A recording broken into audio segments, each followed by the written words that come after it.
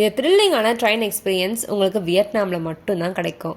S, நீங்கள் Vietnam போகிறீங்கன்னா கண்டிப்பாக இந்த இடத்த மிஸ் பண்ணாதீங்க. ஜஸ்ட் கூகுளில் ஹனாய் ட்ரெயின் ஸ்ட்ரீட்னு போட்டு சர்ச் பண்ணாலே போதும், எக்ஸாக்ட் லொக்கேஷன் உங்களுக்கு காட்டும். ஒரு நாளைக்கு 4 ட்ரெயின் மட்டும்தான் வந்து பாஸ் ஆகும்னு சொல்கிறாங்க. ஸோ நான் ட்ரெயின் டைமிங்ஸ் எல்லாமே ஸ்க்ரீனில் கொடுக்குறேன், இந்த வீடியோவை சேவ் பண்ணி வச்சுக்கோங்க. அண்ட் இந்த ட்ரெயின் ஸ்ட்ரீட்குள்ளே நீங்கள் ஈஸியாலாம் போயிட முடியாது.